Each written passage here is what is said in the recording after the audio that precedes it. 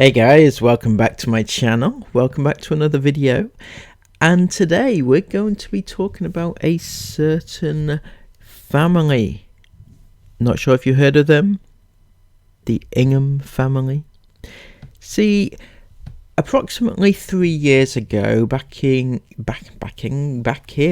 October of 2019, Sarah Ingham started up what was her dream business.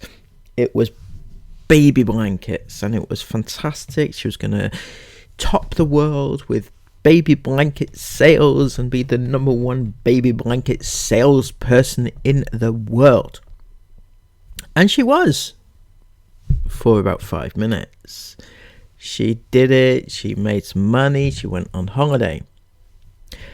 She then made some more money, and then she went on holiday.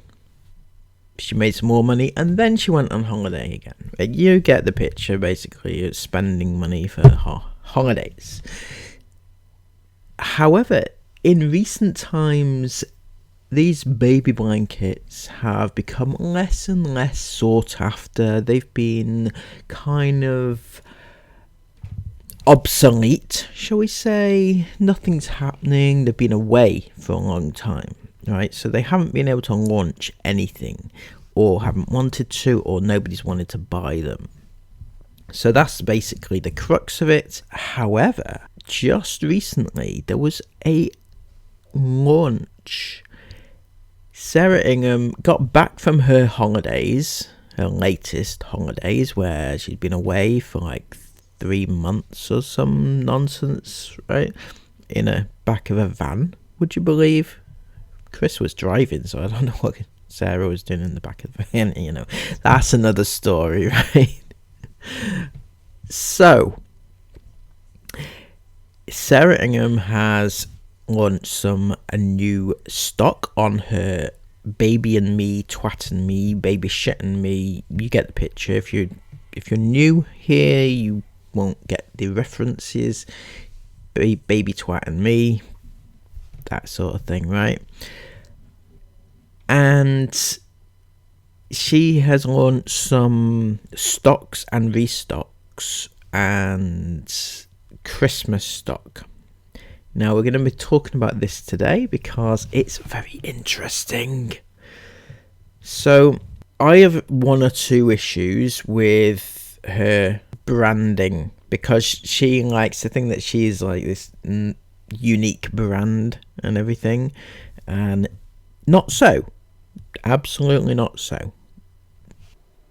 So, having got back from her holidays, she wasted no time in unpacking the mounds and mounds and mounds of blankets and showing us. It was a highly entertaining vlog. If you want to go and watch it, it's on you, okay? I'm not telling you anything. Now, these unique designs of hers, I've managed to come across 1 or 2 of them on Shutterstock. Now, if you don't remember, I've done a video on this a couple of years ago, whereby we discovered the exact company that she uses to manufacture. And what they do is they offer to Sarah the designs that are available, and so Sarah doesn't go on to Shutterstock and buy them or anything. The company, the manufacturers, purchase the license for her.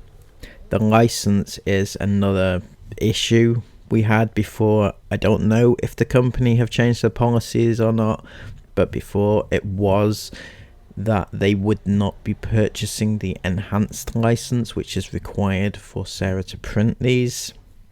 I don't know if that's changed after my findings that time, so I'm just going by what I know so far. As you can see, these are not unique designs. They are all over Shutterstock. Anybody can buy them, and this is where I have an issue.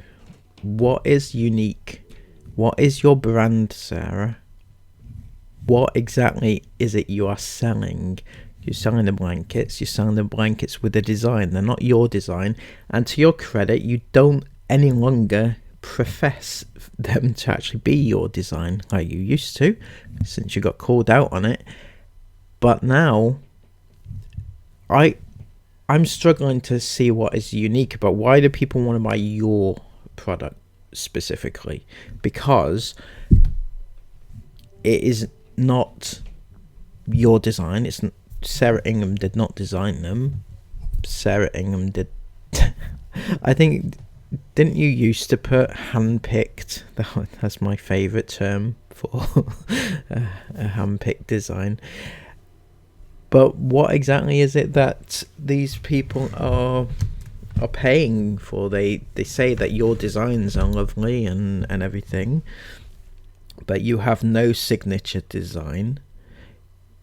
You're not even copy protected on your products or your designs. You haven't trademarked anything. So what's to stop anyone copying anything? It is really a bizarre business model, and to be fair, it's not something that I would say, yeah, it's I don't know, Sarah, I'm sorry, I really don't know. But as you can see, I found quite a few of them, and if I looked a little bit longer, I would have found the others as well. But they're available for anybody to buy, and my favourite bit is the fact that almost exclusively every single design that you have chosen are in high demand. Like they are being used. It says on Shutterstock website whether or not the designs are being used a lot, and most of your designs, almost all of them, are. This is another aspect. I need to add this section here.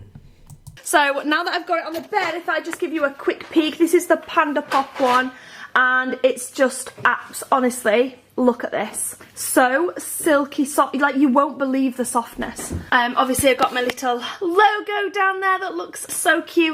I've never known anybody before to have the logo, the label rather, it's not just a logo, it's the label of a product to be the centerpiece of the product. Literally the only part of your product, any of your products, is the fact it has a Sarah Ingham logo on it, on the label. It doesn't even have a logo on the product. It has the logo on the label. That's the only thing that differentiates your product from everybody else's. On the actual product, nothing is unique. There's no signature design, absolutely nothing, and this is what is getting me here a little bit. Okay, I'm not gonna lie, I just don't understand what your business model is. You pick out designs, you print them on blankets, and you sell them. Okay, many people do it. Obviously, it's not a unique thing that Sarah does. What is unique is that she doesn't put her own spin on it. Lots of people use the same designs, for example, on whatever product, but they put their own spin on it. They add elements to it, they add text to it and things like that. Sarah just leaves it, and that's it. Good enough for her. So on this side we've got the black minky dot, and then on this side we've just got pandas popping everywhere. Is this one fine? And then these are a huge amount of more of the, oh my gosh, this one, oh no, not that one, this one's my new baby favourite. Look how cute the Christmas cookies are! Oh my gosh, I love. They are cute indeed, Sarah, they are cute, but also not unique. And you know what can happen with these products that are not that unique and not copy protected and not trademarked? They can be not stolen, but they can be used by other people who might want to profit off your success, shall we say, such as this one coming up right about now. Shall we say this is your surprise? On Etsy right now, your design, your exact design, the Sarah Ingham design, in fact, it even has the Baby and Me by Sarah Ingham attached to it. The sugarcane design, which is unique to Sarah. Her own work, unbelievably, has been, well, we won't say copied, it's been imitated. And it's actually up there on Etsy right now. If you want to go and buy it, it's available. And this is the issue it also seems to have. And the inghamfamily.co.uk website. Wonder who that belongs to. Sarah, did you? Chris Ingham, Businessman of the Year, just doesn't protect their IP. Anyway, right. So this is what can happen, Sarah, if you don't protect your work, because nothing that you own is protected. Nothing is your design. Anybody can come along if they want to and create a design such as your own. There you go. Now let's go back a little bit and look again at the mounds and mounds of boxes, deliveries, etc. that you had of the blankets, right? And just think for 1 second the sheer carbon footprint that you produce, not just in your blankets but everything that you do. I've done a quick calculation and this is going to shock you. In fact, it's not just going to shock you, it's going to knock your socks off. Okay, so prepare extra woolies because you're going to need them. So this is a basic calculation based on things that you do on a day-to-day basis, such as running cars and your heating and the 3 holidays that you've been on overseas this year. Well, not just 3, but the flights that you've been on. You've been to Mexico and Dubai and Spain just in flights alone. And this is how much you've accrued. And your carbon footprint is equal to 33.4 tons. Now, the UK average footprint for 2022 was 9.5 tons. That means your carbon footprint is 351% of the UK average. That is more than 3 times the amount of the average person in the UK. Okay, so every time you think about, I don't know, how you're doing something good for the environment. Remember that time you had a spell of wanted to use non-plastic straws and things like that? Well, this is, far exceeds that. And this does not include, now wait for it, this does not include things such as Sarah's blanket business. The amount of blankets that have been sent to the UK from China. Now, China is the second largest carbon polluter to the UK. So there is a huge amount of an issue. There's a huge issue, right, with Sarah's blankets coming over this way, and she only orders it in minor quantities. Now, I'm not saying that she should be ordering loads more, but she orders a bit. She claims right now to be restocking. She's gonna phone up her supplier and get some more stock sent over before Christmas. I don't know how true that is, but if that is the case, why not just order it all at once? I'm just saying, Sarah, It also does not include things like the Shein hauls, and how many Shein hauls have they done over the past year alone? It is huge, or to use a Sarah term, humongous. and the Amazon orders and all the single-use plastic that they have, all the, you know, everything. Just think of all that on top of the 351% that they have above the UK average. It's just insane. Honestly, it surprised me even. And just as a side note, the world average, this is how much the UK has to really catch up a little bit, because the world average is 6.3 tons, whereas the UK average is 9. So UK as a whole need to slow it down. But that's Chris and Sarah. So it gets broken down a little bit more into what the consumption is for various things like food and travel and things like that.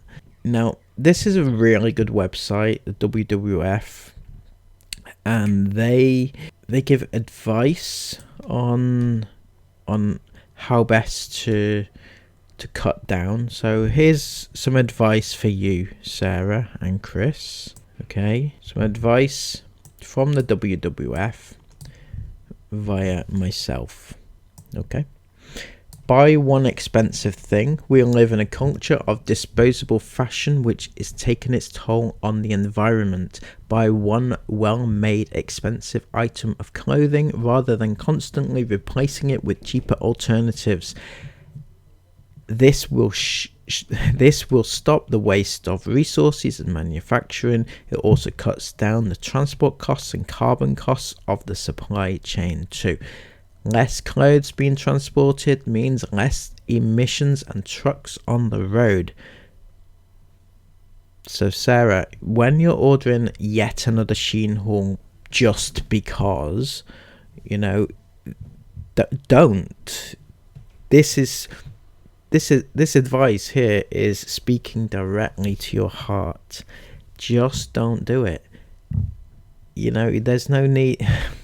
It's insane the amount of waste that you produce with ordering so much crap from Shein. Honestly, I could say more, but I think this advice from the WWF says it best. This season, don't buy fast fashion. As a consumer, your purchasing decision to slow throwaway culture directly affects fast fashion brands.